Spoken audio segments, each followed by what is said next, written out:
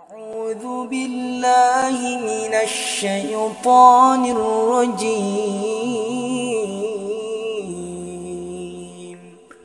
بسم الله الرحمن الرحيم.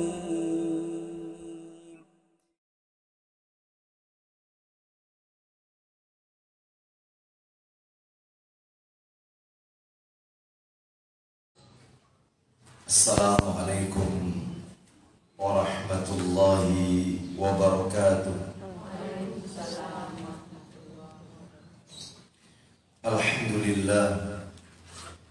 Alhamdulillahi hamdan katsiran tayyiban mubarakan fi kama yuhibbu rabbuna wa yarda. Wa ashhadu an la ilaha illallah wahdahu la syarika lah wa ashhadu anna Muhammadan abduhu wa rasuluh. Ya ayyuhalladzina amanu taqullaha haqqa tuqatih wa la tamutunna illa wa antum muslimun. Amma ba'du, fa inna asdaqal hadisi kitabullah wa khairal hadi hadi Muhammadin sallallahu alaihi wasallam wa syarral umuri muhdatsatuha fa inna kulla muhdatsatin bid'ah wa kulla bid'atin dhalalah wa kulla dhalalatin finnar.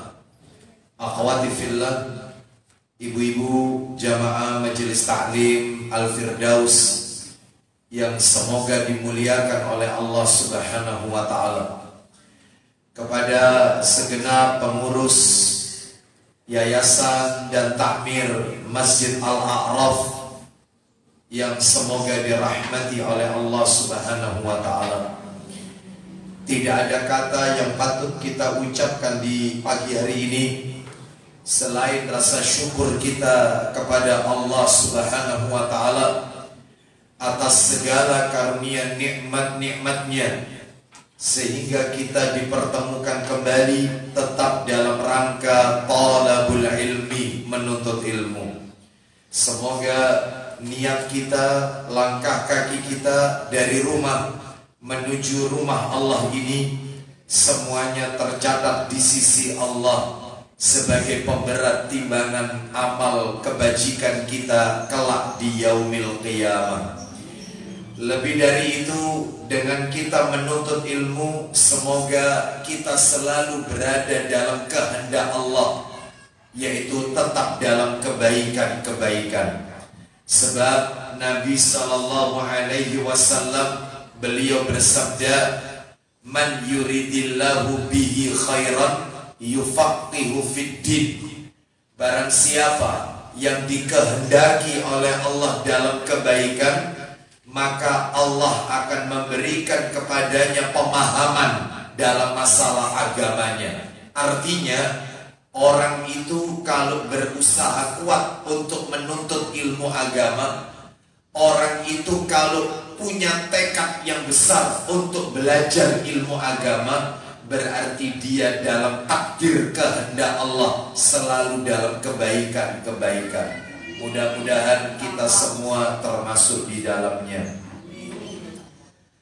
Ibu-ibu sekalian, jamaah Majelis Ta'lim Al-Firdaus rahimani wa rahimakumullah.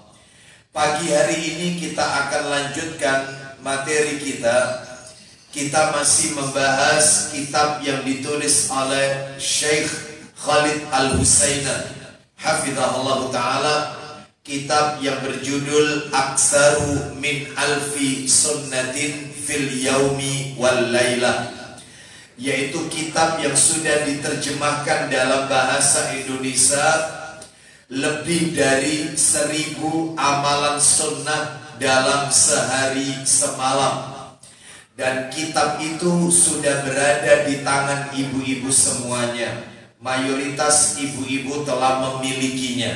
Nah, dan kita sudah melewati sunnah Nabi yang nomor 4, sudah kita tuntaskan, yaitu tentang masalah siwak.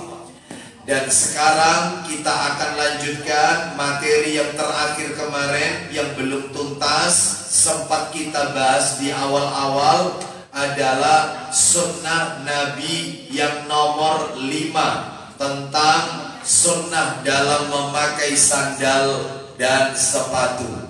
Betul.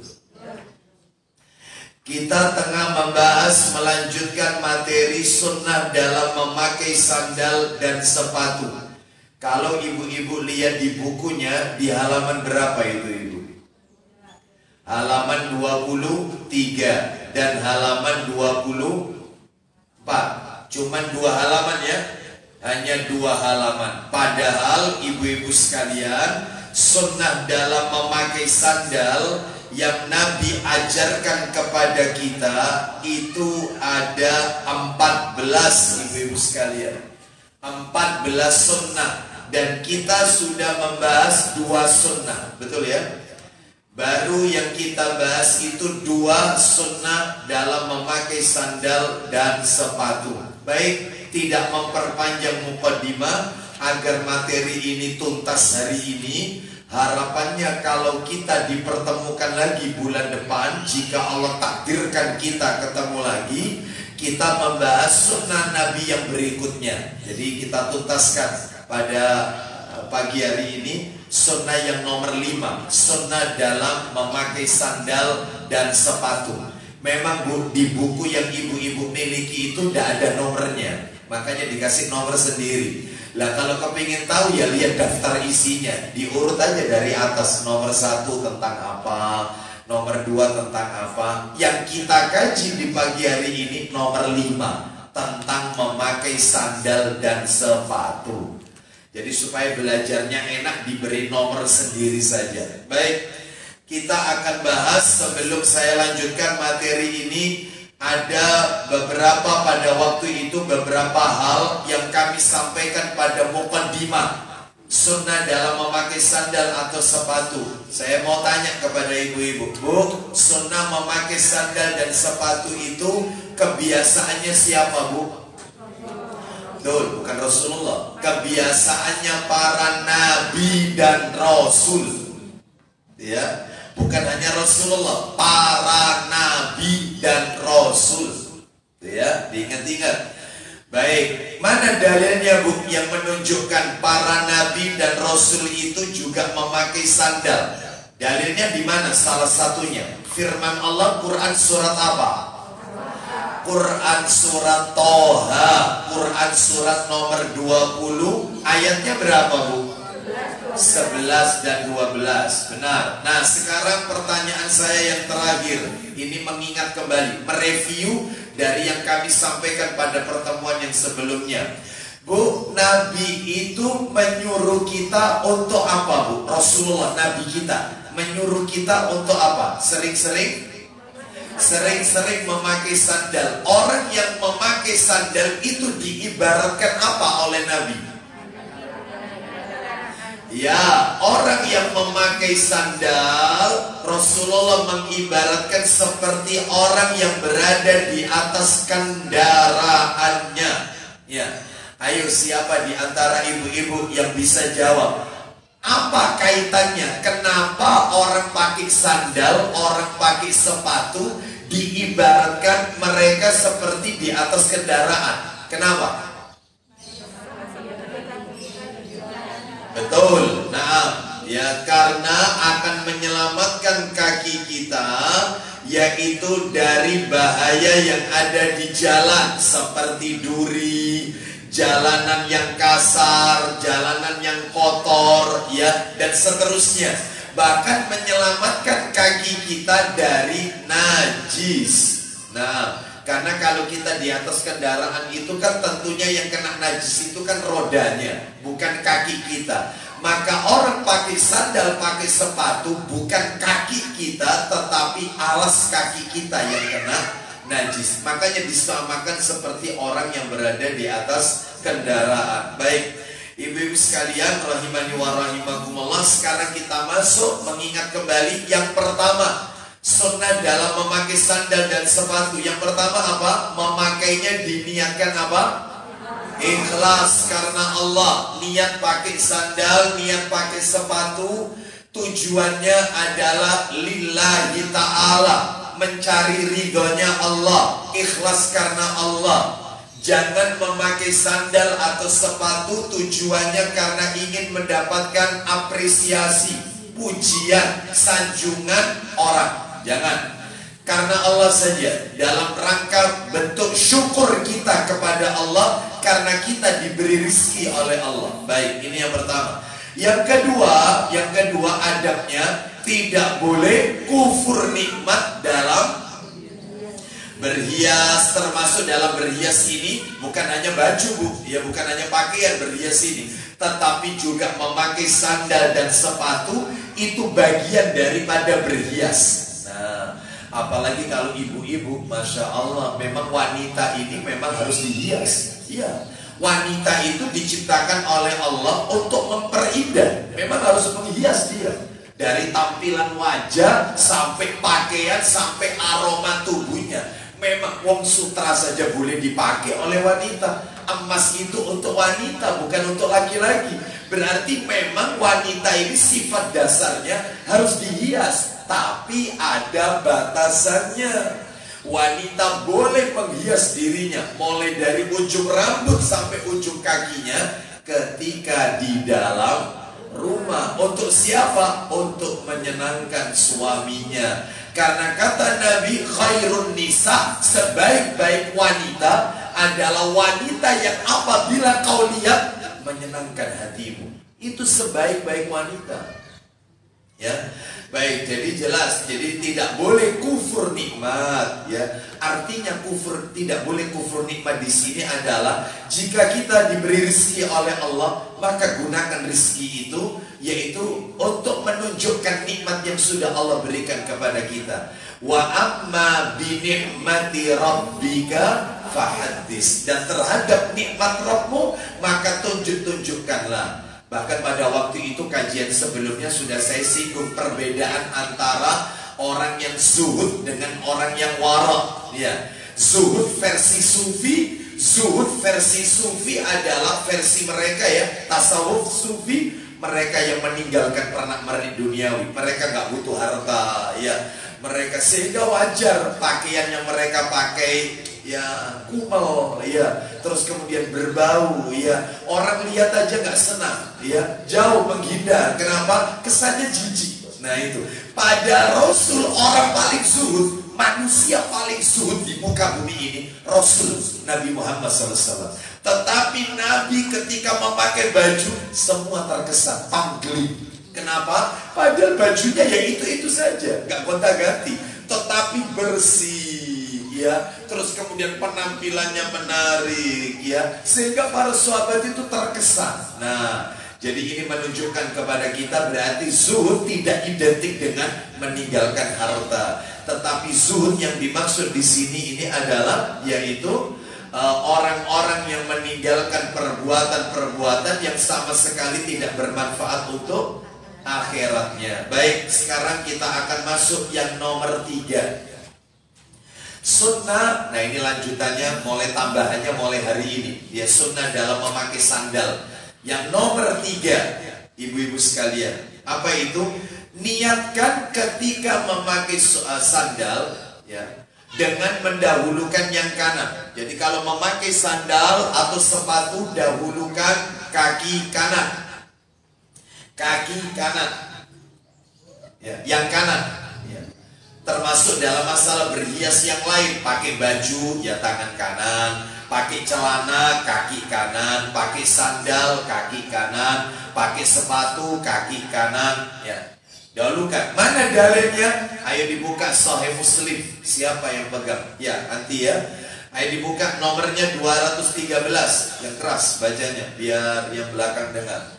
213, nomornya kan kecil-kecil itu, ya. Nah, baik, silakan. Tafadholi. Dari Aisyah satu pembukaan, katanya Rasulullah SAW lebih suka mendahulukan yang kanan dalam segala keadaan. Stop. Kata Aisyah radhiyallahu anha, radhiyallahu anhuma, kana Rasulullah sallallahu alaihi wasallam yuhibbut tayammuna fi sya'nihi kullihi. Rasulullah SAW itu lebih suka mendahulukan yang kanan dalam segala keadaan. Contohnya apa saja Bu di situ? Fi na'laihi wa tarajjulihi wa tuhurihi. Ya, silakan. Loh, pakai terompa, pakai sandal, sepatu kaki kanan. Terus bersisir ibu-ibu, dimulai dari rambut sebelah kanan, rambut kepala sebelah kanan. Terus berwudu, ibu-ibu lihat ketika berwudu, ketika mengambil air untuk berkumur, itu dengan tangan kanan sekaligus menghirup air, yaitu istinsyaq. Lalu mengeluarkannya namanya istinsar, ya, itu dengan tangan kiri. Mengambilnya dengan tangan kanan, mengeluarkannya dengan tangan kiri. Membasuh tangan sampai siku, kanan dulu. Membasuh kaki sampai mata kaki, juga kanan dulu. Ya, terus lanjut. Dan mandi, terutama mandi besar, mandi junub, mandi janabah, dimulai dengan menyiramkan air itu ke tubuh kita sebelah kanan. Termasuk ketika ibu-ibu melakukan perawatan jenazah, memandikan mayit, itu pun yang kita lakukan tubuh kanannya mayit lebih dahulu. Semuanya kanan, semuanya kanan. Bahkan saya bacakan lengkap ini pendapat Imam An-Nawawi rahimahullah di dalam kitab Syarah Sahih Muslim jilid 2 halamannya 560 dan 561. Saya bacakan ya perkataannya Imam An-Nawawi rahimahullah. Ternyata yaitu kenapa kok Nabi itu memulai sebelah kanan? Karena kanan itu adalah simbol sesuatu yang mulia dan bernilai. Maka dianjurkan mendahulukan yang kanan. Dalam hal apa saja ini? Dirinci. 1. Memakai baju, kanan. Memakai celana, kaki kanan. Memakai sepatu atau sandal, kaki kanan. Masuk masjid, kaki kanan. Ketika bersiwak, dimulai dari gigi sebelah kanan. Makanya ibu-ibu kalau tidak pakai siwak tapi pakai pasta gigi alias odol, maka ya dimulainya itu gigi kanan dulu Bu. Gigi kanan seperti itu ya, itu dimulainya. Tapi kalau pakai siwak ya, maka dimulainya juga dengan gigi kanan lebih dahulu. Baik, kita lanjutkan. Bersiwak, bercelak. Ibu-ibu tentunya kan pakai celak. Nabi aja bercelak. Kalau mau tidur Nabi bercelak. Bahkan ada hadisnya. Bahkan di Majelis Taklim Al-Firdaus ini sudah ada kitabnya lengkap, Ibnu Majah jilid 3. Nanti bisa dicek ya. Itu nanti bahasanya sendiri soalnya ya. Nanti kita akan buka itu. Jilid 3 bab tentang masalah pakaian. Kata Nabi, yaitu bercelaklah kalian ketika mau tidur. Mau tidur itu bercelak. Nabi bercelak. Dan celaknya pakai ismit. Apa celak ismit? Batu celak. Batu celak. Ya, batu celak. Yang masih berupa batu itu, ya. Seperti itu, bukan yang sudah serbuk, bukan, ya. Yang masih batu itu, jadi dioleskan. Kenapa? Karena celak itu katanya di batu celak ismit ini menumbuhkan bulu mata dan menjernihkan pandangan mata. Makanya orang kalau selalu pakai celak, lentiknya itu bagus. Gak usah pakai dipasangi apa itu. Bagaimana itu?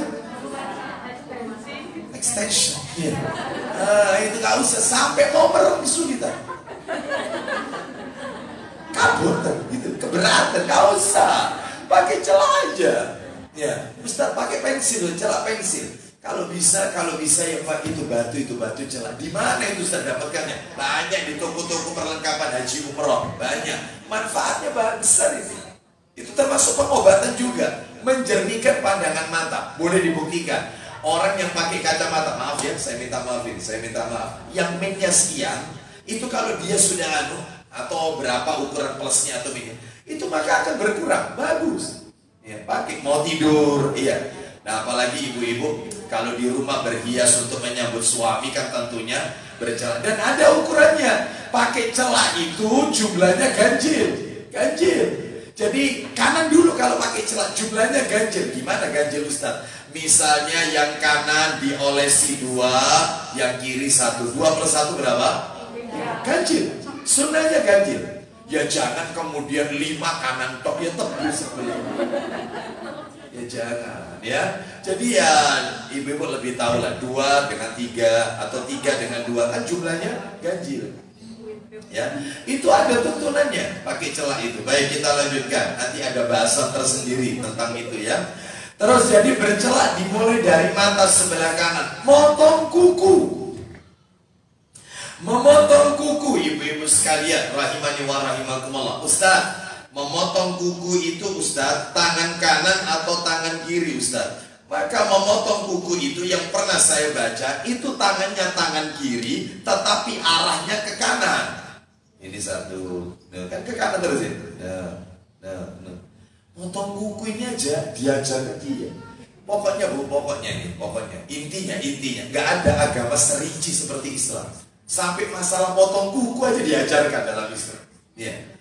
Mana agama yang sedetail ini? Nggak ada kecuali Islam. Ya, potong kuku, terus kemudian diantaranya menggunting kumis. Ya, menggunting kumis. Ya, jadi mencukur atau menggunting karena versinya beda-beda. Ada yang mengatakan, kan saya sudah jelaskan kepada ibu-ibu, rambut di tubuh kita ini kan ada 3 perlakuannya. Rambut di tubuh kita itu kan ada 3 perlakuannya. Ada rambut di tubuh kita ini, yang wajib dipotong, nggak boleh dibiarkan, harus dihilangkan, nggak boleh dipotong. Rambut apa saja itu Ustadz yang wajib dipotong? Maaf, beribu maaf, bulu ketiak 40 hari sekali. Yang kedua, rambut yang tumbuh di sekitar kemaluan 40 hari sekali. Kalau ketiak bukan dicukur, dicabut.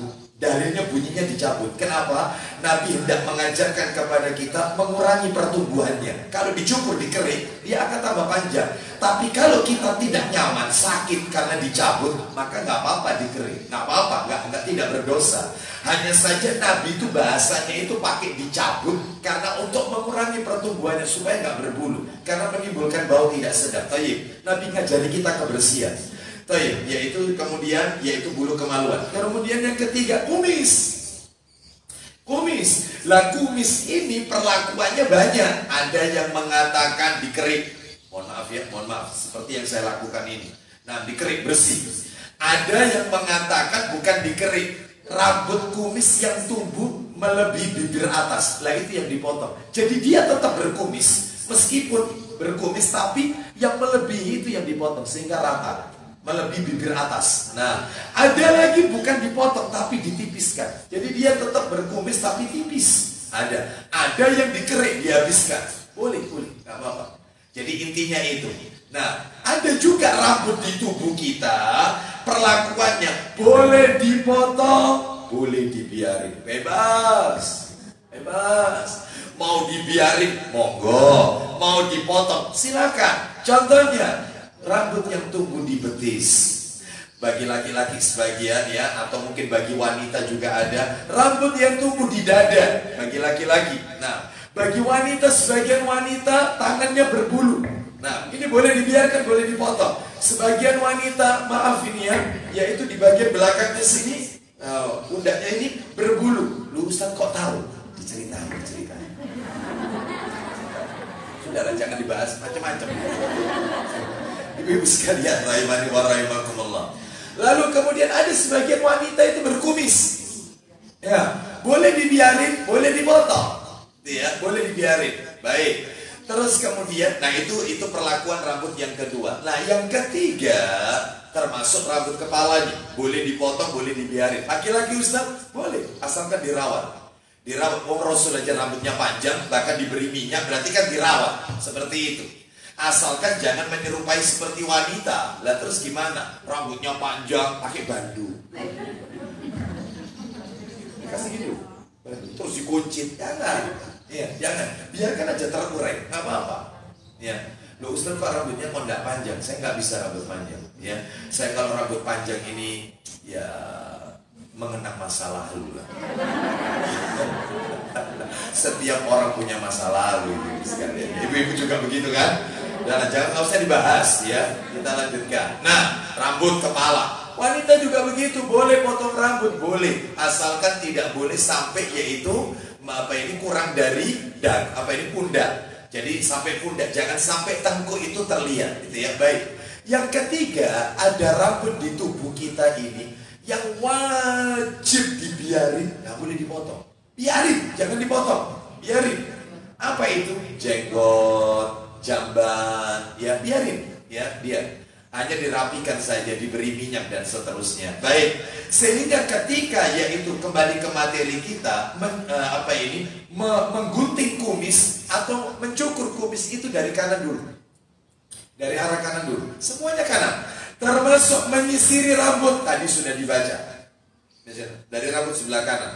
Termasuk, mencabut bulu ketiak, kanan. Kanan didahulukan, mencabut bulu ketiak atau mencukurnya.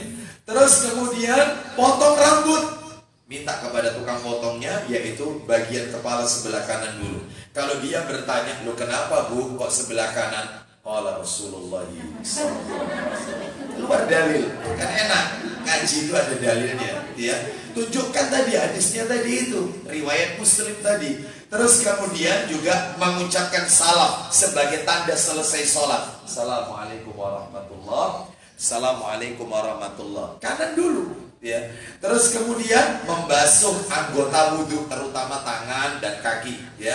Keluar dari toilet, kaki kanan. Makan minum, tangan kanan. Berjabatan tangan, tangan kanan.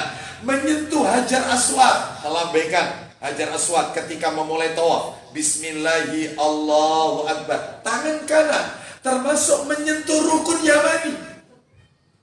Kan mohon maaf, misalnya ini meja ini, misalnya ya, karena berbentuk kubus ya, ini anggap aja ini misalnya Ka'bah ya, sudut sebelah sini ini hajar aswad, rukun yamani sebelah sini, rukun yamani. Nah, antara rukun yamani ke hajar aswad itu disyariatkan kita membaca doa Rabbana atina fid dunya hasanah terus sampai ketemu yaitu hajar aswad, kemudian melambaikan tangan lagi, Bismillahirrahmanirrahim, lalu kemudian memulai tawaf lagi. Hitungannya ditambah lagi dan seterusnya. Baik. Nah, ketika di rukun yamani ini yaitu disunahkan untuk mengusap tanpa mencium, mengusap. Kalau di hajar aswad dicium. Kalau di sini di rukun yamani ini mengusap saja, karena kata Nabi sekali usapan itu melunturkan dosa. Melunturkan dosa. Jadi tanpa mencium. Nah, kebanyakan orang di sana saya lihat itu, mereka itu bukan hanya mengusap, diciumi itu rukun yamani. Maka itu nggak disyariatkan. Lah, kalau di hajar aswad itu tata caranya ada 4, ibu-ibu. Tata caranya di hajar aswad. Tata cara yang pertama, mencium hajar aswad, diciumnya lalu diusap sambil mengucapkan Bismillahirrahmanirrahim. Cara yang kedua, karena kita nggak bisa mencium, kita usapkan aja ke hajar aswadnya, terus tangan dicium. Bismillahirrahmanirrahim. Cara ketiga, Nabi pernah melakukannya yaitu dengan tongkat beliau. Jadi tongkatnya itu digosokkan ke hajar aswad, lalu tongkatnya dicium, lalu mengucapkan Bismillahirrahmanirrahim. Cara keempat, karena jamaah krodit padat nggak bisa mencium, maka cukup melambaikan tangan dari jauh sejajar dengan hajar aswad. Bismillahi Allahu Akbar tanpa mencium. Ya, jadi cuma melambaikan. Tapi banyak jamaah umrah atau haji itu yang sudah melambaikan Bismillahi Allahu Akbar. Itu untuk suami saja. Kisah ini ya. Itu ya. Gak ada yang kayak begini tuntunannya. Itu dicium kalau nempel dengan hajar aswad. Ya. Baik, kita lanjutkan. Jadi semuanya dengan apa? Tangan kan, atau dari sebelah kanan. Baik, kita lanjutkan.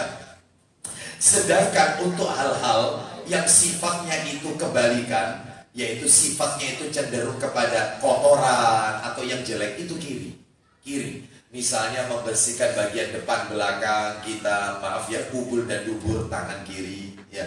Terus kemudian apalagi ini, masuk toilet, masuk jamban, kaki kiri. Keluar masjid, kaki kiri. Melepas sandal, melepas sepatu, yaitu kaki kiri ya. Terus kemudian apalagi ibu ya, melepas baju, tangan kiri. Melepas celana, kaki kiri. Ini semua diajarkan oleh Nabi SAW. Yang nomor 4, jangan memakai satu sandal atau satu sepatu. Jangan. Sudahlah, kondangan putus sandalnya ya. Kondangan resepsi putus sandalnya satu. maka lepas dua-duanya atau pakai dua-duanya. Jangan sisian. Jangan memakai satu sandal atau satu sepatu. Jangan. Jadi kalau misalnya kita pakai sandal itu sepasang, yang satunya lepas atau rusak, maka tanggalkan dua-duanya. Nggak pakai sama sekali atau pakai dua-duanya. Kalau warnanya aja, warnanya beda kan sekarang ada tren, ada ini. Nanti sabar ya. Yang satu biru, yang satu hijau. Ya. Terus sandal tulisannya ini milik masjid, diinjak, kan gitu ya? Boleh nggak? Sabar. Ya, tenang aja. Nuntut ilmu harus sabar. Satu-satu ya. Baik, sekarang kita lanjutkan. Mana dalilnya? Memakai satu sandal atau satu sepatu. Baca dalilnya Abu Daud. Mana Abu Daud?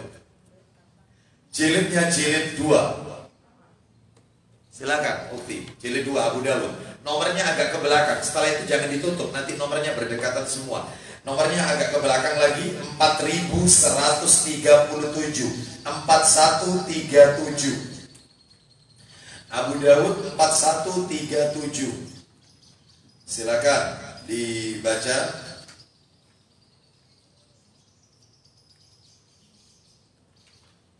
Silakan. Ketemu 4137. Siapkan Sahih Muslim. Nomornya 1985 1985 dari Abu Hurairah, sedangkan Abu Dawud 4137 dari Jabir bin Abdullah radhiyallahu an. Tafadhali, silakan 4137.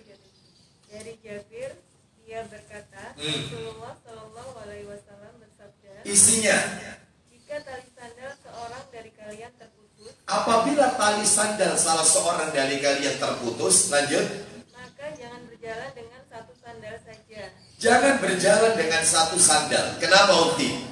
hingga dia memperbaiki talinya. Sampai diperbaiki dulu baru dipakai dua-duanya. Kalau enggak, lepaskan dua-duanya. Lanjut. Jangan pula kalian berjalan dengan satu sepatu atau kuf saja, Terus.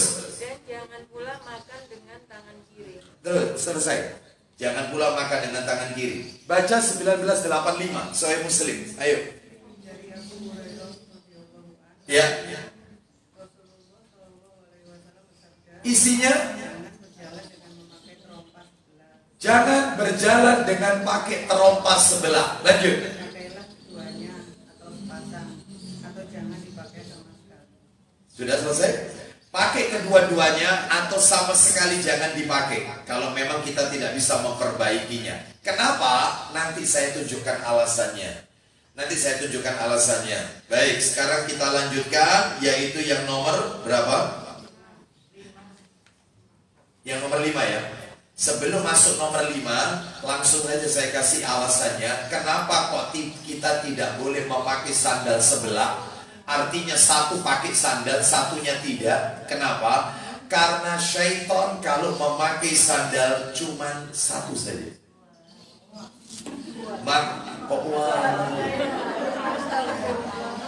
Iya. Tolong hindari kata wala itu ya. Sesuatu yang baru kita ketahui itu membacanya gimana? Apa itu? Ya, Masya Allah, boleh ya. Baik ibu-ibu sekalian, rahimani wa rahimakumullah. Ini ya, nah ini. Tolong bedakan yang sudah taklim sama yang belum taklim. Ya. Jadi termasuk gaya syaitan. Gaya syaitan itu. Jadi satu pakai sandal, satunya tidak. Mana dalilnya? Dalilnya silakan dibuka. Ada yang pegang kitab saya Silsilah Hadis Shahih. Mana buku yang saya bawa? Silsilah Hadis Shahih. Di mana? Ibu pegangnya? Baik, sudah saya siapkan talinya, dibuka Bu. Talinya sudah saya siapkan. Baik, coba dilihat di situ Bu, nomornya nomor 3121. Ketemu Ibu? 3121, ketemu ya? Silakan Ibu dibaca. Silsilah Hadis Shahih 3121. Nomor aslinya 348. Baik, baca Ibu yang keras. Doa dulu ya, doakan sahabat Abu Hurairah radhiyallahu anhu. Ulang lagi Ibu. Isinya? Sesungguhnya syaitan hanya menggunakan sebelah sandal Nah, syaitan itu hanya memakai satu sandal atau satu sepatu ketika berjalan. Maka orang yang memakai cuma satu sandal dikhawatirkan akan menyerupai perbuatan syaitan. Ya, baik, ini. Dan masih banyak lagi alasan yang lain kata para ulama, alasan yang lain. Di antaranya orang itu kalau pakai satu sandal, maka tentunya akan menyebabkan pandangan tidak pantas untuk dilihat. Ya, oh iya, di situ sandalan, situ kaos kaki, kan gitu ya. Nah, pandangan yang tidak pantas. Terus kemudian kaki yang memakai sandal tentunya akan lebih tinggi daripada kaki yang lain. Hal ini akan menimbulkan kesulitan dalam berjalan. Tuh, banyak mudaratnya banyak. Pakai dua-duanya kalau memang bisa diperbaiki, atau kalau enggak, nggak usah pakai dua-duanya. Ya, baik, kita lanjutkan. Sekarang yang nomor 5. Nomor 5, selisihilah ahlul kitab. Selisihilah ahli kitab. Ibu-ibu, kalau saya menyebut ahli kitab, yang dimaksud ahli kitab ini siapa, Bu? Yahudi dan Nasrani. Kenapa Hindu Buddha yaitu tidak termasuk ahlul kitab? Betul. Karena mereka tidak memiliki kitab yang Allah turunkan dari langit. Mereka tidak punya kitab samawi. Kitab yang mereka miliki, Weda dan Tripitaka, itu adalah kitab buatan para dewa. Ya, bukan kitab samawi. Apalagi selain Hindu Buddha, aliran kepercayaan kepada Tuhan, terhadap Tuhan yang Maha Esa, itu juga punya kitab, Serat Centani Hidayat Jati, atau nama lainnya Darmo Gandul. Oh iya, itu kitabnya aliran kepercayaan Tuhan yang Maha Esa. Itu termasuk kitabnya Konghucu. Konghucu punya kitab namanya Tao Te Ching. Majusi punya kitab namanya Zen Avesta. Itu semua bukan kitab samawi. Maka kata Nabi, kata para alim ulama, kalau kita disuruh menyelisih ahlul kitab, apalagi yang bukan ahlul kitab, mereka yang punya kitab samawi, Taurat dan Injil, itu kita harus menyelisih mereka. Nggak boleh niru mereka, apalagi niru orang-orang yang nggak punya kitab dari langit. Ya lebih nggak boleh kita tiru. Ya, seperti itu. Nah, sekarang pertanyaannya, apa saja Ustaz yang kita ini nggak boleh meniru mereka? Bukan kitab saya tadi yang saya bawa, Silsilah Hadis-Shahih. Nah, kalau ini harus ibu cari, mundur nomornya 3077. Mundur 3077. 3077. Ya, 3077 dari Abu Umamah radhiyallahu an. Silakan baca yang keras Ibu. Dari Abu Umamah radhiyallahu anhu, dia berkata, Rasulullah sallallahu alaihi wasallam keluar menemui kaum Ansor yang jenggot mereka sudah memutih. Baik, Nabi menemui para sahabat yang waktu itu para sahabat jenggotnya sudah memutih. Lanjut. Beliau bersabda, Apa kata Nabi? wahai kaum Ansor, warnailah jenggot kalian dengan warna merah. Baik, warnai jenggot kalian dengan warna merah atau kecoklat-coklatan dengan daun pacar, namanya henna atau katam. Jadi bukan disemir, bukan, tetapi dengan pacar. Memang nggak awet Bu, ya nggak awet. Mungkin sebulan 2 bulan, maka dia pudar, kasih lagi, nggak apa-apa. Karena itu senyawa dengan air wudhu soalnya. Nah baik, warna kemerahan. Bahkan Abu Bakar itu jenggotnya warna kekuning-kuningan, warna kunyit, boleh, nggak apa-apa. Kalau sudah memutih. Ibu-ibu kalau sudah beruban boleh pakai seperti ini, ya. Seperti itu, mungkin kelihatan tua atau apa supaya tampil cantik di hadapan suami, pakai pacar. Seperti itu boleh. Jangan disemir, dikembalikan dengan warna awal, warna hitam. Karena Nabi mengatakan tidak akan dapat bau surga, tidak akan mencium aroma wanginya surga. Padahal aroma wanginya surga itu baru bisa tercium sejarah perjalanan 40 tahun ukuran akhirat. 40 tahun ukurannya akhirat. Sedangkan di akhirat sehari itu 1000 tahun. Ini 40 tahun. Itu baru bisa tercium. Lah ini orang ini gak dapat sama sekali.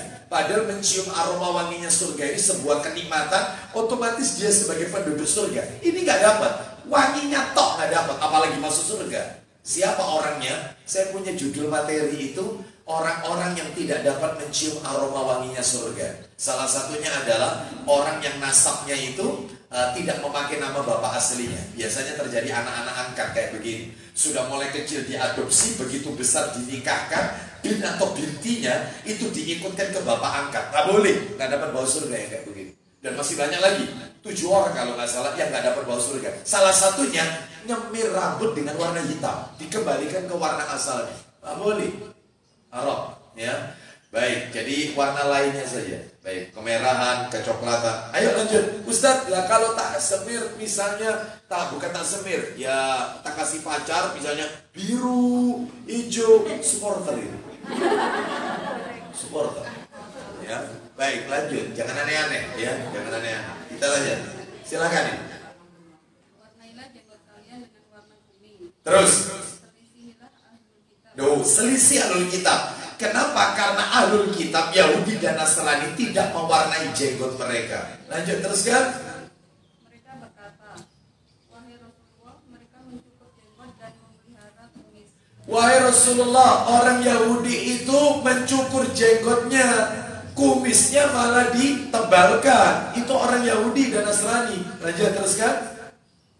Maka Rasulullah SAW bersabda, Isinya, peliharalah jenggot kalian dan pangkaslah kumis kalian. jenggotnya biarkan, kumisnya dipangkas. Selisihlah orang ahlul kitab. Lanjut. Mereka berkata lagi, wahai Rasulullah, sesungguhnya orang-orang ahlul kitab itu memakai sepatu dan tidak memakai sandal.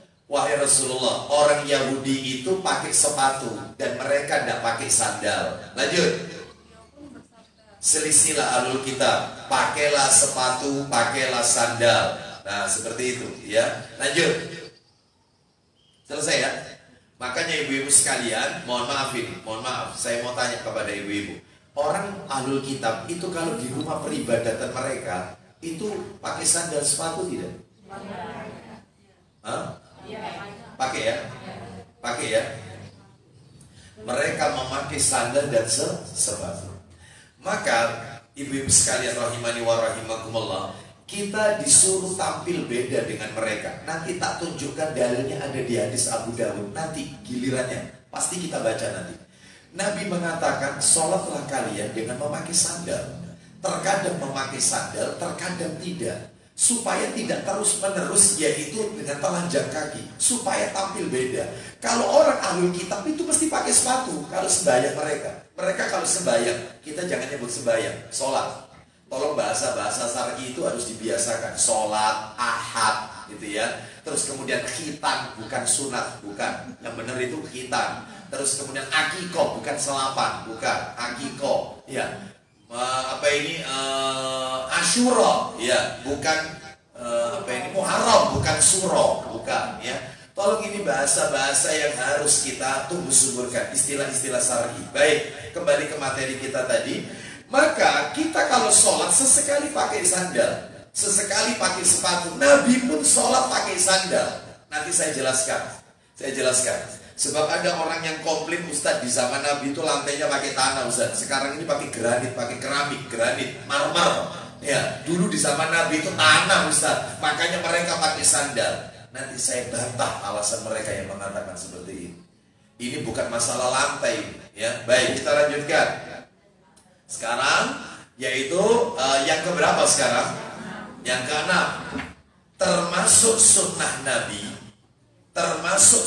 Nabi, kadang-kadang berjalan, kadang-kadang, tolong digaris bawahi, kadang-kadang berjalan tanpa alas kaki. Alias apa itu katanya? Eker, ya. Jadi ibu-ibu keluar rumah misalnya lagi apa gitu ya, mungkin nggak pakai sandal, sesekali nyeker, nggak apa-apa, boleh, ya. Baik, sekalipun Nabi pernah mengatakan sering-seringlah pakai sandal, tetapi sesekali kita nyeker, lagi olahraga apa, ya, untuk kesehatan, nggak apa-apa, sesekali, ya, boleh. Mana dalilnya? Dalilnya disebutkan dalam hadis Abu Dawud. Hadis Abu Dawud jilidnya jilid 2.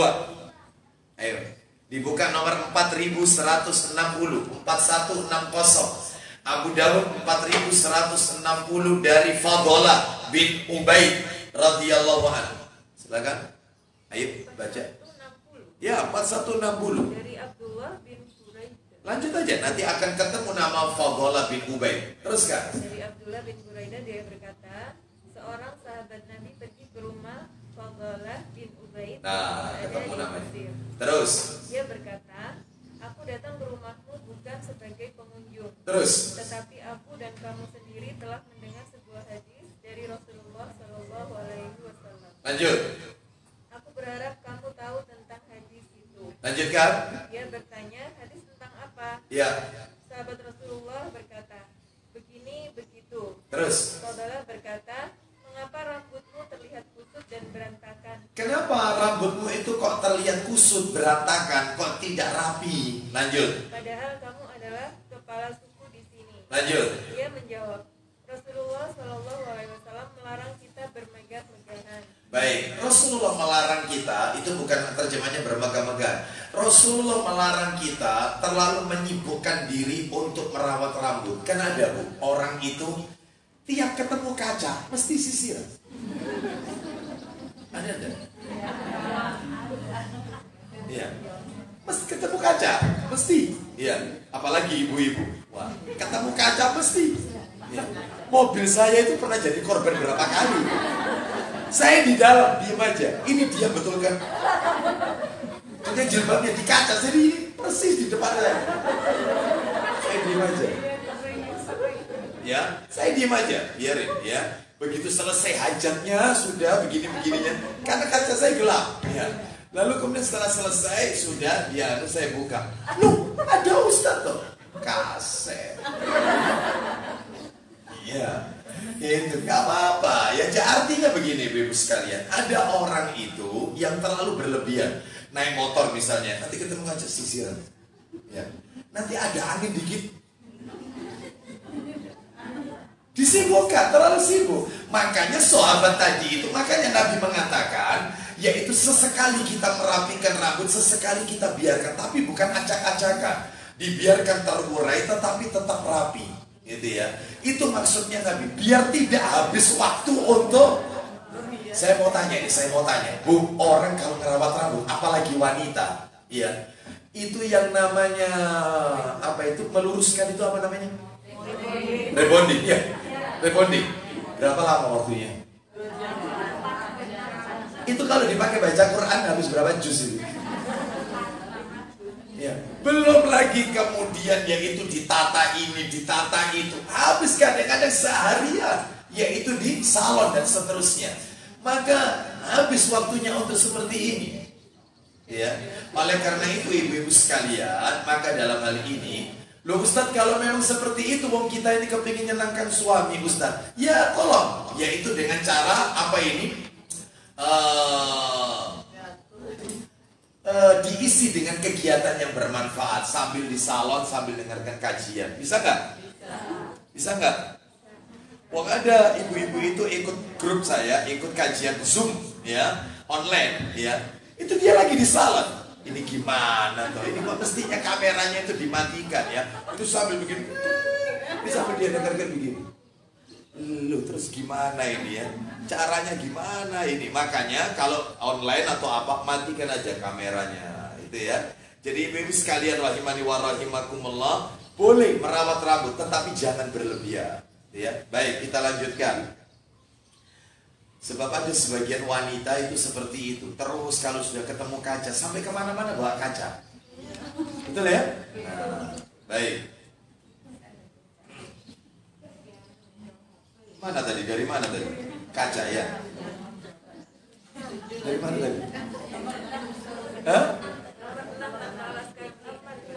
Iya, berjalan. Sesekali berjalan tanpa alas kaki. Teruskan Mufti. Bacaannya, silakan. Nah, aku juga melihat engkau tidak memakai alas kaki. Terus kemudian dia menjawab, Rasulullah Shallallahu Alaihi Wasallam pernah memerintahkan kita untuk jalan dengan telanjang kaki sesekali. Nah, Nabi memerintahkan kita untuk berjalan sesekali dengan telanjang kaki, sesekali pakai sandal, sesekali tidak. Baik, kita lanjutkan. Nomor yang ke-7. termasuk sunnah memakai sepatu sambil duduk. Tolong Bu, kalau pakai sepatu jangan berdiri, duduk. Itu sunnah itu. Terutama, tapi dikasih catatan ya, tolong masih koma ini, belum titik. Terutama sepatu-sepatu yang membutuhkan bantuan jari atau tangan kita. Ya, pakai tali, atau biasanya bagian belakang itu Bu, kalau dimasukkan itu butuh jari misalnya ya, untuk memasukkannya. Lah itu jangan berdiri, duduk. Tetapi kalau misalnya berupa selop, ya bisa sepatu sandal yang tinggal dimasukin aja, apalagi sandal gabit dan seterusnya, maka nggak apa-apa, berdiri boleh. Ini sepatu yang membutuhkan bantuan dengan tangan, maka duduk. Duduk. Mana dalilnya? Dalilnya silakan dibuka hadis Abu Dawud. Nomornya 4135. Abu Dawud 4135. Ayo.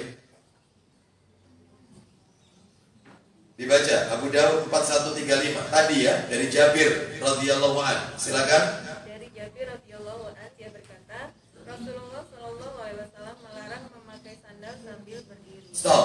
Nabi melarang memakai sandal sambil berdiri. Ibu-ibu sekalian, nggak boleh. Sandal yang bagaimana ini? Sandal yang membutuhkan bantuan tangan kita. Ya.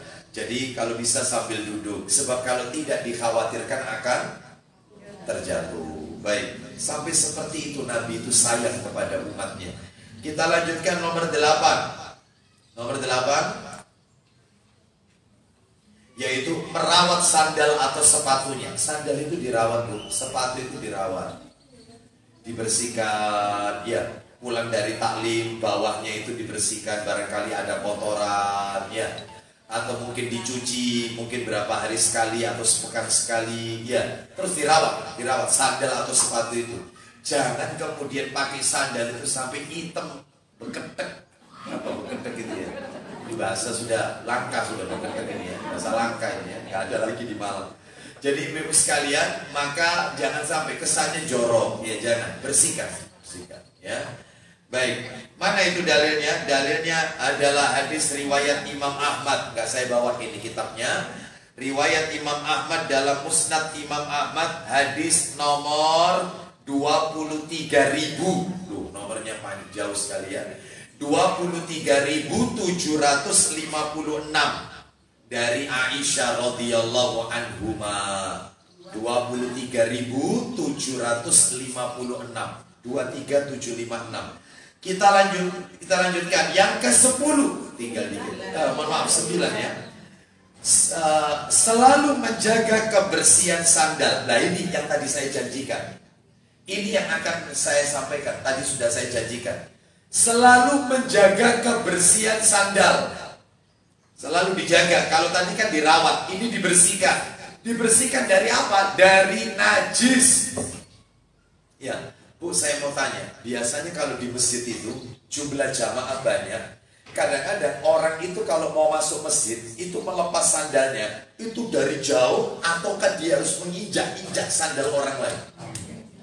Umumnya injak-injak. Sehingga terkadang sandal kita ada bekas injakan. Lah kalau dia habis yaitu menginjak najis. Makanya itu ya, sebelum masuk masjid dicek dulu sandalnya ada najisnya atau tidak. Mana ini dalilnya? Buka Abu Dawud jilid 1. Siapa yang bawa jilid 1? Anti ya. Nomornya 650. Abu Dawud 650. Silakan. Ada? Ketemu? Ya, baca. Silakan. Yang keras ceritanya. Dari Abu Sa'id Al-Khudri radhiyallahu anhu, dia berkata, dari Abu Sa'id Al-Khudri radhiyallahu anhu, dia berkata, terus ketika Rasulullah SAW mengerjakan sholat bersama sahabatnya. Stop. Perhatikan ya, ketika Nabi SAW sholat berjamaah bersama para sahabat, Nabi jadi imam kan? Para sahabat ada di belakang Nabi makmum. Ini di masjid loh, ini di masjid ini berjamaah. Lanjut tiba-tiba beliau melepaskan kedua sandalnya lalu meletakkannya di sebelah kiri. Ini sholat loh ini. Nabi ketika sholat, tiba-tiba di pertengahan sholat Nabi melepas sandalnya lalu ditaruh sebelah kiri. di sebelah kiri. Lalu Nabi melanjutkan sholatnya. Terus apa yang dilakukan sahabat? Sewaktu para sahabat melihat tindakan beliau itu, mereka ikut pula melepaskan sandalnya. Nah, ketika para sahabat lihat Nabi melepas sandal, ini loh bukti ketaatannya para sahabat. Mereka gak tanya kenapa kok dilepas. Yang penting Nabi melakukan itu, sami'na wa ata'na. Langsung mereka melepas, semua makmum. Dilepas sandalnya, ditaruh. Lalu melanjutkan sholat. Setelah selesai sholat, Nabi menegur para sahabat. Kenapa kalian melepas sandal-sandal kalian? Berarti kalau begitu boleh sholat pakai sandal. Buktinya Nabi malah melarang, kenapa kalian melepas? Lalu katanya sahabat, kami melihat Anda melepas sandal. Lanjut, teruskan, jalan ceritanya. Setelah Rasulullah SAW selesai mengerjakan sholat, beliau bersabda, Apa kata Nabi? apa gerangan yang membuat kalian melepas sandal-sandal kalian? Kenapa kalian melepas sandal-sandal kalian? Terus apa kata para sahabat? Mereka berkata, kami melihat Anda melepas sandal. Karena kami melihat Anda melepas sandal, maka kami pun ikut melepas sandal. Lanjut teruskan. Sehingga kami pun melepaskan sandal-sandal kami. Apa kalau begitu alasannya Nabi melepas sandal? Silakan.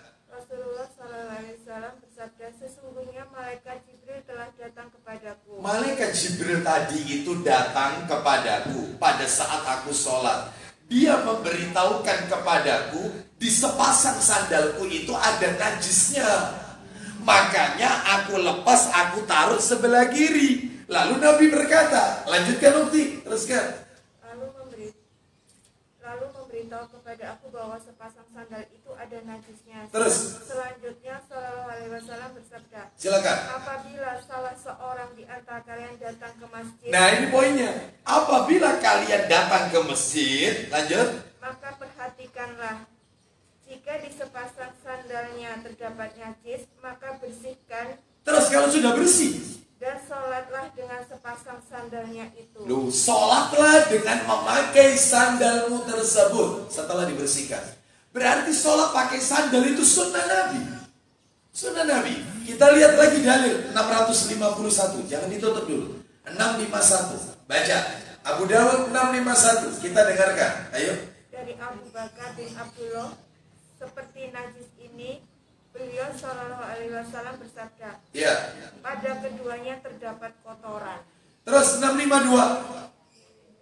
Dari Syaddad bin Aus, beliau berkata, Ya. Rasulullah SAW bersabda, Apa isi sabdanya?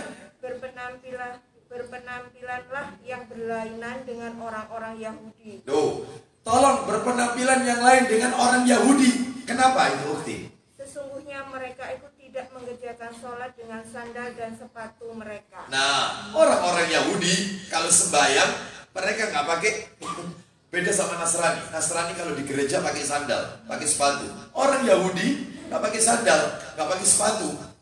Ya, maka kata Nabi, berpenampilanlah kalian jangan seperti orang Yahudi. Kalau sholat terkadang pakai sandal, terkadang tidak. Nah, sekarang fikihnya sekarang saya jelaskan. Ibu-ibu sekalian, ada sebagian orang mengatakan dulu di zaman Nabi itu tanah, Ustaz. Bukan keramik, ya, bukan granit. Sekarang ini sudah perkembangan zaman, masjidnya sudah bersih. Ya, gak tanah lagi. Maka jawabannya adalah ini bukan soal lantai.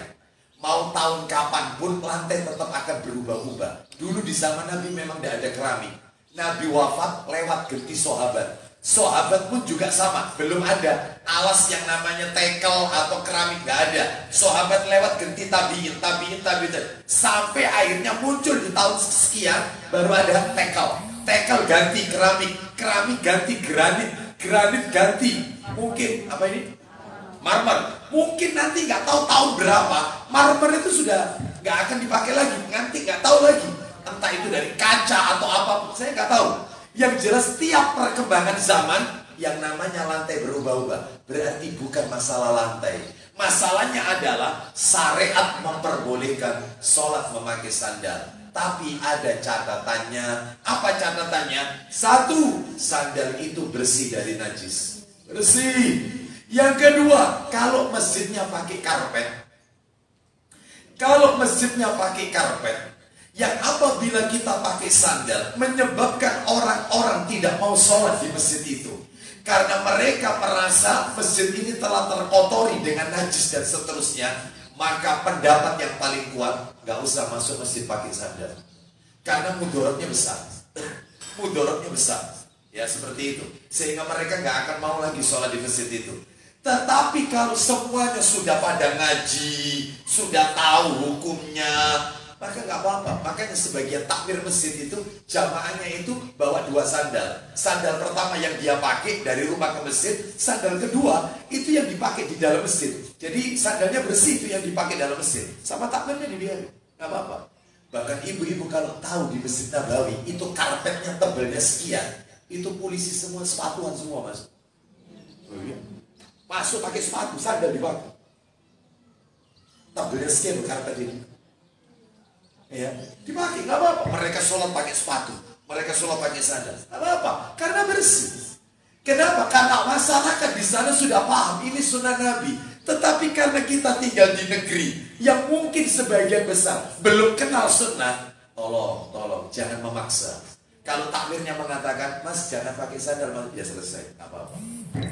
Meskipun sudah kita tunjukkan dalilnya, Pak ini dalilnya, iya saya tahu. Cuma jamaah yang lain kan belum tahu. Nah, boleh apa-apa ini seperti ini, nggak usah pakai sandal, ya. Untuk menjaga ini jangan sampai terjadi mudorot yang lebih besar. Ya, baik kita lanjutkan. Kita lanjutkan yaitu yang keberapa? 10. Yang ke-10, menggoncang-goncangkan atau menghentak-hentakkan sepatu ke lantai sebelum memakainya. Digoncang-goncangkan atau dihentak-hentakkan. Paham maksudnya? Menggoncang-goncangkan atau menghentak-hentakkan sepatu ke lantai sebelum memakainya. Ayo, apa manfaatnya ini? Dikhawatirkan ada sesuatu yang membahayakan bagi kaki kita, binatang dan seterusnya. Ini di mana dalilnya? Fatwa ulama. Fatwa ulama. Kita lanjutkan sekarang yang nomor 11. Sandal atau sepatu dengan desain dan model yang khusus untuk laki-laki tidak boleh dipakai wanita. Sandal atau sepatu yang desainnya, modelnya itu adalah untuk laki-laki, wanita nggak boleh pakai. Sebaliknya juga begitu, desainnya feminim, modelnya untuk cewek, maka laki-laki jangan memakai, nggak boleh. Laki-laki pakai sandal warna pink, ada bunga-bunganya, wah ini pasti jalannya aneh pasti ya. Nah, itu pasti mengkhawatirkan ini berarti ya. Nah itu jangan. Jadi kalau ini laki-laki ya laki-laki ya seperti itu. Ya. Ada nggak sepatu itu bisa dipakai cowok cewek? Ada ya? Nggak apa-apa. Termasuk saya akan jawab pertanyaan ibu tadi.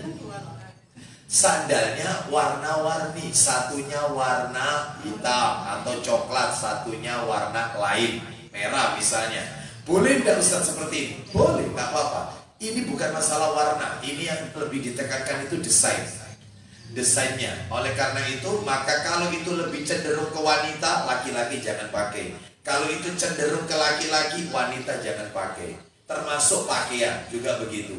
Ya, baik. Jadi tolong dihindari desain-desain khusus atau model-model khusus. Ya, itulah Ustadz sendiri seringkali pakai baju mirip perempuan, kayak dasteran, gamis. Ya, maka saya jawab, kalau ketika memakai gamis, laki-laki pakai baju gamis, itu sampai menutupi mata kakinya, bahkan menjuntai ke bawah, maka itulah yang mirip, bahkan bukan mirip, yaitu perempuan. Makanya Nabi pernah, bukan Nabi, Umar bin Khattab pernah melihat seorang laki-laki pakai sarung. Sarungnya itu nutupi mata kaki, nutupi. Itu katanya Umar bin Khattab, apakah kau ini head? Kamu head enggak? Kasar, tapi itu riwayatnya sahih. Digitukan sama Umar. Apa kau head? Katanya laki-laki ini. Aku laki-laki, bukan wanita. Mana mungkin aku haid? Kenapa pakaianmu menutupi mata kaki? nggak pakai pikir panjang. Umar bin Khattab waktu itu jadi khalifah, jadi pemimpin. Diambil yaitu gunting, yaitu langsung dipotong. Sudah nggak beraturan lagi. Potongnya sampai yaitu terlihat mata kakinya. Ini cara yang dibenarkan oleh Nabi. Nah, kesimpulannya celana, sarung, gamis laki-laki yang nutupi mata kakinya menyerupai wanita. Lah ini bahasanya tentang ada berpakaian. Kalau nggak salah setelah ini ada berpakaian materi ini. Gimana cara wanita berpakaian yang benar? Nah itu agak horor pembahasannya. Ya, nggak apa-apa, nggak ada yang datang, nggak apa-apa. Agak horor itu ya. Baik ibu-ibu sekalian, jadi ini menunjukkan kepada kita, jadi jangan memakai pakaian yang mohon maaf ini sandal atau sepatu dengan desain yaitu yang berlainan jenis dengan kita. Jadi kalau ibu-ibu ya sesuai dengan desainnya untuk wanita bagaimana, laki-laki juga demikian. Baik, mana dalilnya? Ayo dibuka kitabnya, dalilnya. Ada Sahih Targhib wa Tarhib? Ada. Minta tolong yang jilid 4. Maaf tadi nggak sekalian. Mohon maaf. Jilid 4. Nomornya ya. Karena anti yang ambil, anti sendiri yang baca. Nomornya 2068. 2068. 2068 jilid 4 ya, jilid 4. Ada. Oh masih plastikan. Ya. Jilid 4 2068 2068. Saya bacakan dulu.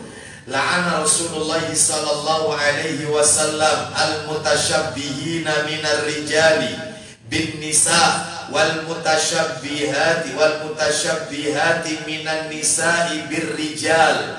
2068 dari Ibnu Abbas radhiyallahu anhuma. Ayo baca yang keras Ukti. 2068. Dari mana dulu hadisnya? Lanjut. Duh, terus. Baik dari gaya bicara, berpakaian, ya termasuk sandal, sepatu dan yang lainnya, nggak boleh menyerupai. Ya, makanya mulai kecil itu anak kita tolong kondisikan teman-temannya sesama jenisnya saja. Jangan mulai kecil anak laki-laki ditemankan dengan anak perempuan. Lalu kesukaannya suka boneka dikasih boneka. Jangan. Punya anak perempuan mulai kecil dikasih celana panjang. Akibatnya begitu udah besar dikasih rok, nggak mau dia. Nah ini kesalahannya, ya seperti itu. Makanya sehingga anak itu jadi tomboy, yang laki-laki kemudian menjadi feminim. Jangan, kesalahan dari awal. Baik, kalau begitu. Jadi ini yang nomor tadi 11. Termasuk fatwa ulama sandal-sandal yang bertuliskan ini milik masjid, sandal untuk wudhu, sandal masjid milik masjid. Bolehkah itu dipakai Ustaz? Boleh, ya boleh. Nah kalau dibawa pulang Ustaz, nah itu lain lagi hukumnya. Ini kan milik masjid, ya. Kecuali masjidnya mengizinkan, silakan. Yang kami siapkan itu boleh dibawa pulang. Nah sodako, apa-apa, seperti itu, ya. Baik, jadi mungkin ada muhsinin, orang yang memiliki kelebihan harta ingin bersodako, nggak apa-apa. Kita lanjutkan sekarang yang ke-11, ke-12. Jangan memakai sandal atau sepatu. Jangan memakai sandal atau sepatu yang diambilkan dari harta yang haram. Jangan memakai sandal atau sepatu yang diambilkan dari harta haram. Nah masalah harta haram ini kami singgung kemarin di majelis Ta'lim Al-Madani, ya di Masjid Baitur Rahman. Itu pun belum tuntas, ya. Bahwasanya nggak boleh. Haram itu ada berapa Bu? Masih ingat yang ikut kajian saya kemarin? Ada 2 betul. Haram apa Bu? Ada haram zat, ada haram sifat. Haram zat itu bendanya itu haram, ya, dari yaitu bahan bakunya bahan baku yang haram. Misalnya nih ya, bahan bakunya dari hewan-hewan yang haram untuk dikonsumsi. Ikat pinggangnya dari kulit ular, ya. jaketnya dari kulit buaya misalnya, maka ini haram karena ular dan buaya ini binatang yang haram dikonsumsi. Itu haram zat, haram zat. Lah kalau haram sifat, mungkin bisa jadi ikat pinggang, bajunya semuanya itu dari binatang yang halal, kulit kambing atau kulit sapi, halal kan? Halal. Tapi dia membeli jaket atau baju itu diambil dari pekerjaan-pekerjaan yang syubhat, sama saja. Beli mukenanya syar'i, polos, tidak ada kembangannya, nggak ada corak-coraknya, nggak ada burdilannya, polos. Kan ada wanita itu yang mukenanya itu burdilan, ya, seperti itu kelap-kelip. Itu orang setelah sholat, assalamualaikum warahmatullahi wabarakatuh, assalamualaikum warahmatullahi wabarakatuh. Beli di mana? Istilahnya. Karena yang dipikirkan itu ya, bling dan seterusnya. Jangan ya. Wong yang pakai cincin, laki-laki saja pakai cincin, maka tolong mata cincinnya itu dibalik ketika tasyahud, ketika sholat maksud saya, dibalik, matanya ditaruh di bawah. Kenapa? Karena dia ketika tasyahud cincin ditaruh di sini misalnya, maka orang yang ada di sampingnya itu akan jelas itu terlihat. Ya. Ini jelas ini ya. Loh, ya. Nah, padahal orang kalau sholat itu pada saat tasyahud, arah pandangan mata kita ke tempat sujud atau jari telunjuk?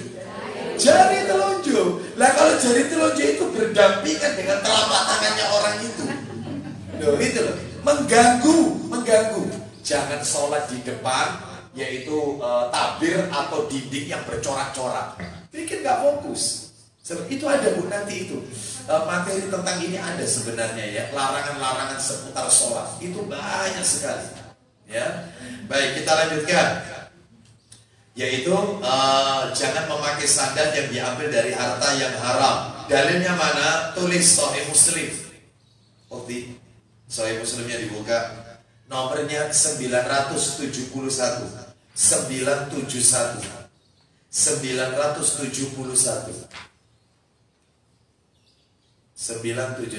ketemu? Ya, hati-hati. Sobek nanti buku saya. Baik, silakan. Ayo, cepat dikit. 971, baca.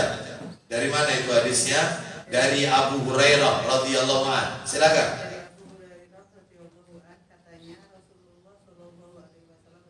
Silakan. Innallaha ta'ala thayyibun la yaqbalu illa thayyiban. Silakan. Dia tidak menerima sesuatu melainkan yang baik. Stop. Allah itu baik, maha baik, dan Allah tidak mau menerima kecuali yang baik-baik saja. Lanjutkan Bu, jangan dibaca semuanya, lari ke bawah, agak turun ke bawah, cari kalimat, kata-kata Rasulullah SAW kemudian menceritakan seseorang yang lama melakukan perjalanan jauh hingga rambutnya kusut, masai dan berdebu. Ada nggak kalimat itu? Bawah, terus dilewati aja. Nggak, jangan pindah-pindah halaman, tetap di halaman yang sama. Lari ke bawah, terus ke bawah lagi. Rasulullah kemudian menceritakan. Ada kan? Ayo baca. Kemudian Nabi Shallallahu Alaihi Wasallam menceritakan tentang seorang laki-laki yang telah lama berjalan karena jauhnya perjalanan yang Hingga ditempuhnya, sehingga rambutnya kusut, masai dan berdebu. sampai rambutnya kusut, masih berdebu. Laki-laki ini dalam perjalanan. Saya tanya sama ibu-ibu, tolong dijawab. Musafir itu doanya mustajab tidak? Ya, saya sudah jelaskan materi ini di masjid Gribik ya, yaitu kapan saja doa itu mustajab ya.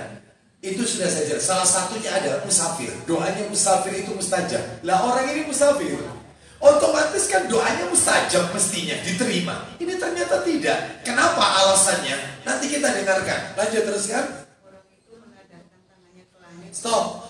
Selain orang ini musafir, orang ini juga ketika berdoa sambil mengangkat kedua tangannya. Sedangkan katanya Nabi dalam hadis Abu Dawud, orang itu kalau berdoa sambil mengangkat kedua tangan, maka Allah itu malu untuk tidak mengabulkan doanya orang ini. Allah malu kalau tidak mengabulkan doanya orang ini. Artinya pasti dikabulkan. Berarti orang yang dibaca oleh oleh anti baca tadi Itu berarti syarat doa terkabul sudah memenuhi. Musafir, mengangkat tangan, sudah memenuhi syarat. Tapi tetap tidak dikabulkan. Kenapa? Lanjut jalan ceritanya. Orang itu menadahkan tangannya ke langit selain mendoa. Ya. Wahai Tuhanku, wahai Tuhanku. Lanjut. Padahal makanannya dari barang yang haram. Nah, sedangkan makanannya dia suka mengkonsumsi yang haram. Terus? Minumannya dari barang yang haram. Loh, minumannya juga haram. Terus? Pakaiannya dari yang haram Pakaiannya dari yang haram. Dan dan dia dia diasuh. dengan makanan yang haram. Dan dia diasuh mulai kecil, dikasih makan haram sama orang tuanya. Maka Maka bagaimanakah Allah akan memperkenankan doanya? bagaimana mungkin Allah akan mengabulkan doa-doanya? Haram di sini ada dua, zat dan sifatnya. Kita lanjutkan nomor 13. Tinggal satu lagi kita akhiri. Bagi wanita, Bu, ya ini, jangan sampai nggak dicatat ya. Bagi wanita, jangan memakai sandal atau sepatu dengan hak tinggi.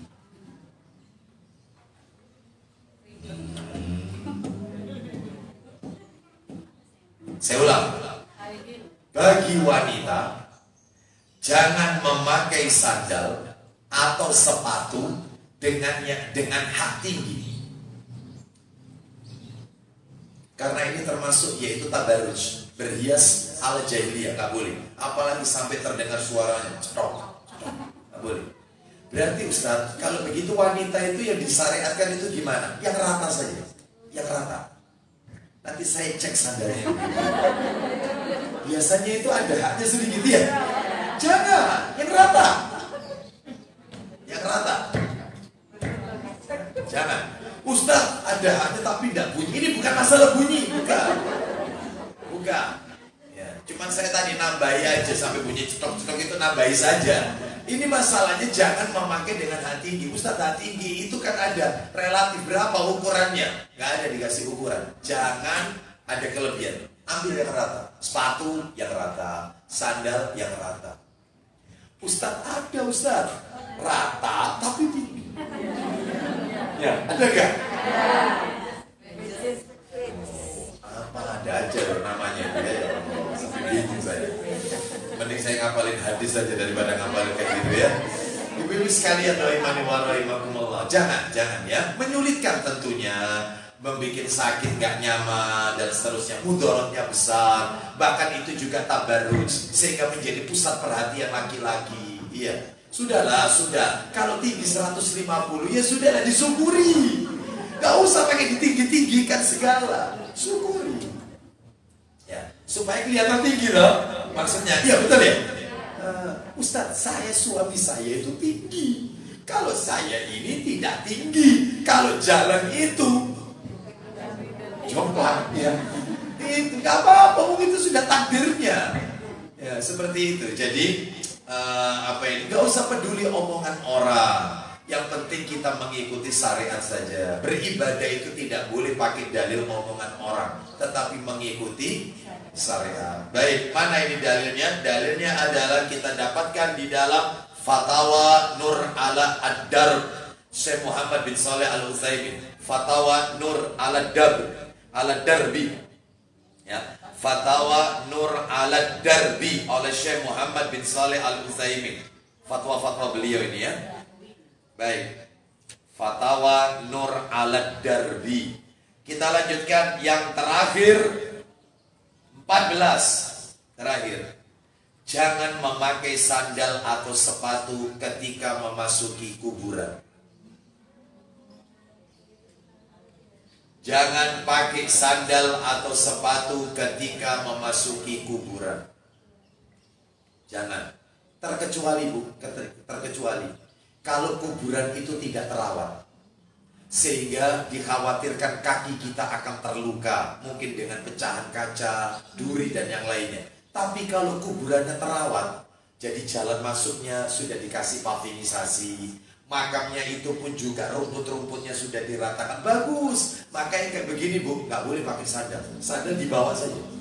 Ya dilepas dari depan itu, makam dilepas. Tapi kalau wanita maka dianjurkan untuk tidak ke ziarah kubur terlalu sering. Boleh ziarah, itu pun tidak masuk ke dalam kuburan, di luar saja. Karena doa ziarah itu untuk umum, bukan untuk jenazah-jenazah tertentu. Kalau untuk jenazah tertentu karena keluarga yang kita cintai dimakamkan di situ, dikubur di situ, maka dari rumah saja nyampe kok doa kita.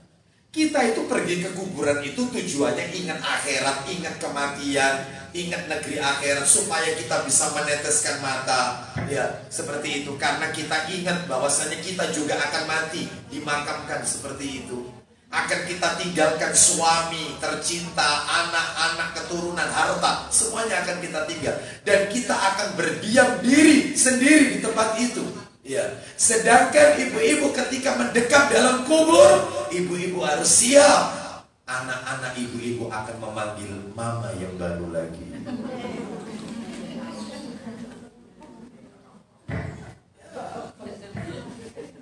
Sudah siap?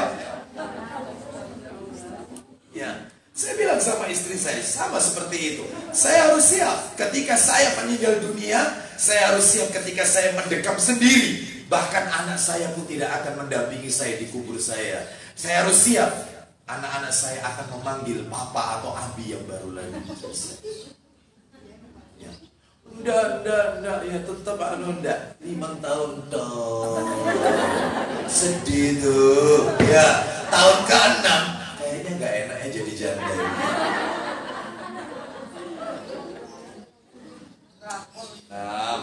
5 tahun lewat sudah. Nangisnya hilang. Dia sendiri, dia butuh perhatian laki-laki, dia butuh anak-anaknya. Ya, anak tanpa bapak dan macam-macam. Harus siap. Harus siap. Itulah hidup. Kapan dia meninggalkan kita, kapan kita yang meninggalkan. Ya. Baik. Oleh karena itu ketika masuk kuburan jangan memakai. Mana dalilnya? Abu Dawud jilid 2. Siapa yang pegang? Nanti. Tolong dibuka nomor 3230. Panjang tapi ini. Nanti langsung masuk poinnya saja. 3230, 3230. Ketemu 3230. Ada ya? Panjang ya? Tolong dicari yang bagian paling bawah. Ada alinea yang bagian bawah. Kemudian ketika di kuburan Rasulullah mengatakan tanggalkan sandal-sandal kalian. Ketemu kalimat itu? Ya, silakan Ukti. Ayo, Rasulullah bersabda. Ketika Rasulullah SAW melihat-lihat, tiba-tiba ada seorang laki-laki berjalan dengan memakai sandal di tanah kubur. Memakai sandal di tanah kuburan. Terus? Maka beliau bersabda, celakalah kamu. Nah, celakalah kamu. Bayangkan Nabi mengatakan demikian. Terus? Lepaskan kedua sandalmu. Lepaskan kedua sandalmu. Maka laki-laki ini karena dia ketakutan mendengarkan. Ya, dia mencari sumber suara ini dari mana? Lepaskan sandal kalian, celaka kalian. Ternyata sumber suara itu dari Nabi sallallahu alaihi wasallam. Saking takutnya dia melemparkan sandal tersebut. Ya. Lah kita tolong sampaikan ke suaminya ya, ketika ziarah pada saat mengantarkan jenazah, maka lepas sandalnya. Itu pun kalau kuburannya terawat. Kalau tidak terawat, maka nggak apa-apa. Dalam rangka menghindarkan mudarat. Wallahu a'lam bishawab. Demikian apa yang bisa kami sampaikan. Ada yang mau bertanya? Silakan Putri, sebentar ya.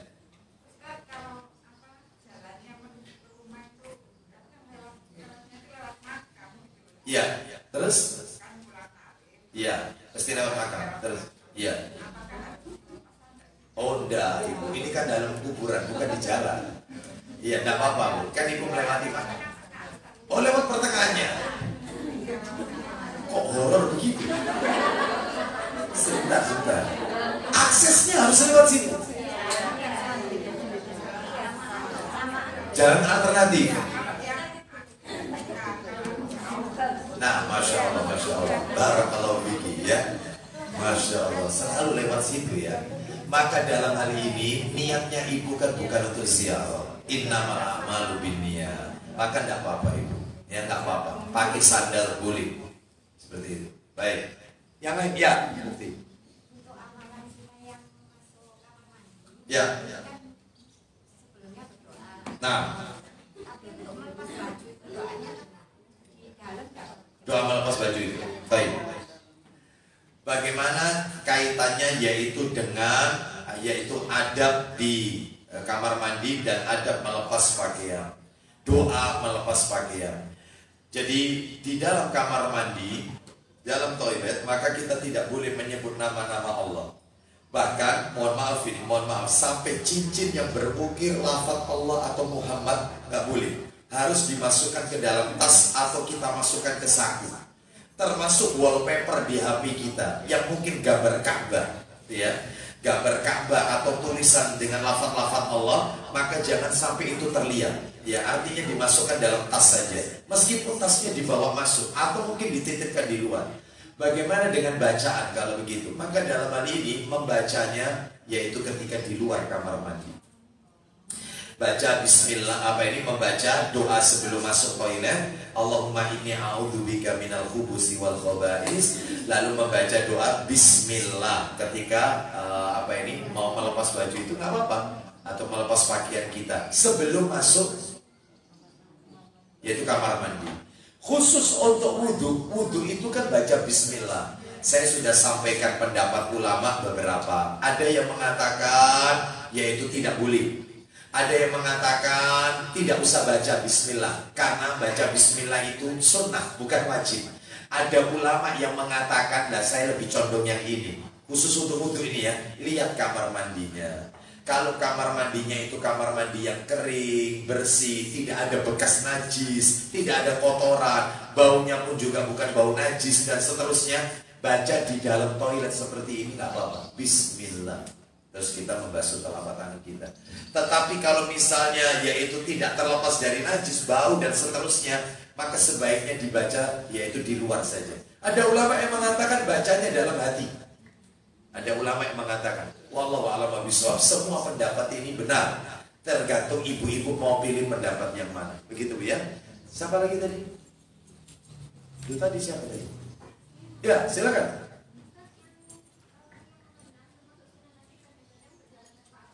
Ya. Nah, sesekali berjalan tanpa alas kaki. Bagaimana dengan wanita? Sedangkan kaki wanita ini adalah aurat. Maka dalam hal ini, ibu-ibu sekalian, bisa kita lakukan yaitu di halaman rumah kita. Di halaman yang punya teras, ya. Maka masih tetap di dalam rumah ya, dan tentunya harus yaitu jangan sampai yaitu terlihat oleh laki-laki bukan mahram, atau mungkin kain pakaiannya itu menjuntai ke bawah sehingga tidak apa-apa, sesekali boleh, ya. Terus kemudian kalau keluar, maka dalam hal ini bagaimana ini? Kalau memang itu tidak memungkinkan karena nanti akan terlihat kaki wanita, karena kaki ini bagian dari aurat bagi wanita. Sekalipun itu ditutup kaos kaki, maka tetap roknya itu tetap harus menutupi kaos kakinya ya. Maka dalam hal ini nggak apa-apa, yaitu tanpa melepas sandal, memakai sandal saja. Di rumah saja sesekali, yaitu tanpa alas kaki. Wallahu a'lam bishawab. Ada lagi? Kita tutup dengan kafaratul majelis. Semoga menjadi tambahan ilmu yang bermanfaat. Mudah-mudahan Allah menjadikan kita istiqomah mengikuti sunnah Nabi SAW. Coba dilihatkan di daftar isi setelah materi ini apa babnya. Coba dilihatkan daftar isi buku. Sunnah dalam berpakaian. Nah, berarti bulan depan insya Allah sunnah dalam berpakaian, ya. Baik, nanti kita akan lihat bagaimana pakaian wanita ini yang paling benar warnanya apa, gitu ya. Nanti itu bahasanya nanti. Baik, kita tutup kajian kita. Wassallallahu ala nabiyyina wa ala alihi washabihi wasallam. Subhanakallahumma wa bihamdika asyhadu an la ilaha illa anta astaghfiruka wa atubu ilaik. Wa akhiru da'wana alhamdulillahi rabbil alamin. Assalamualaikum warahmatullahi wabarakatuh. Minta tolong buku saya.